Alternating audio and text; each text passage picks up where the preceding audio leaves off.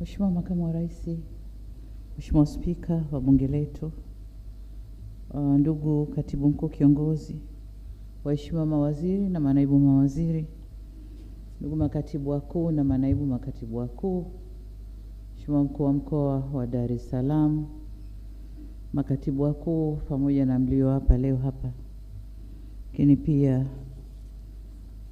kwa sababu ameshaapa pia tambue uwepo wa ndugu Nicholas Jacob Kipanda, katibu wa Tume ya Utumishi wa Umma, vyombo vya ulinzi na usalama,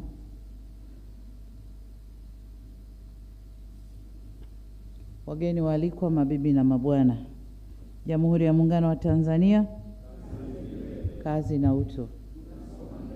Haya, baada ya shukrani kwa Mungu, niwapongeze mlio hapa leo na mmeapa kubeba dhamana mlizopewa hapa leo, na naomba mkaithibitishe imani ile mlioapia hapa kwa kufanya kazi kwa bidii na uadilifu na kuleta matokeo yanayoonekana kwa wananchi. Nafasi mlizopewa leo au heshima hii sio cheo tu kwamba mmebeba vyeo, lakini ni dhamana ambayo inatakiwa ikafanyiwe kazi.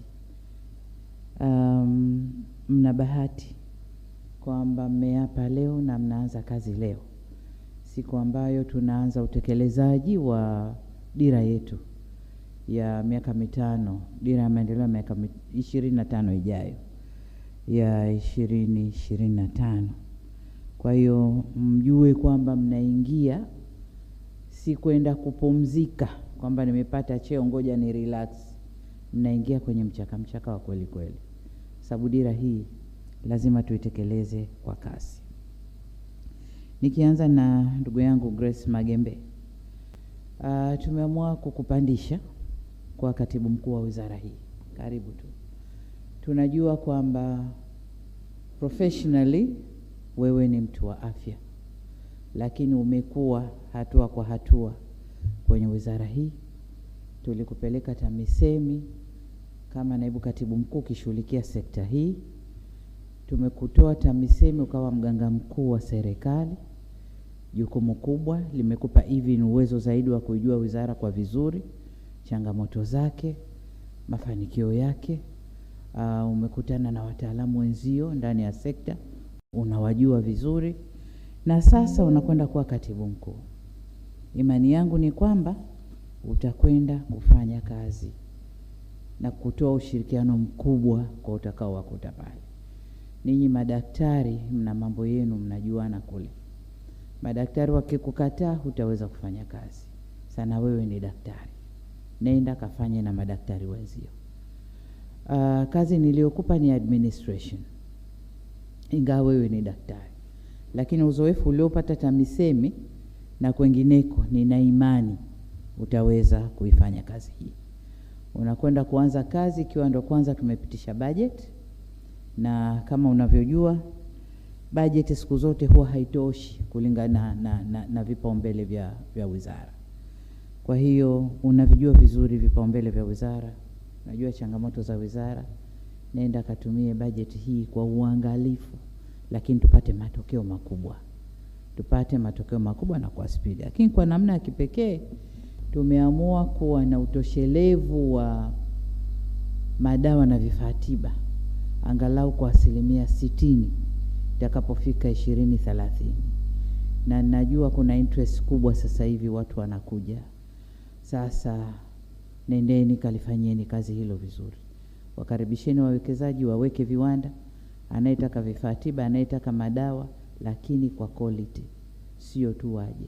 Jambo kubwa ni vaccines za watoto au vaccines za maradhi mengine, na hiyo itatusaidia mbele huko kulinda pesa yetu, badala kila mwaka kutoa pesa kununua.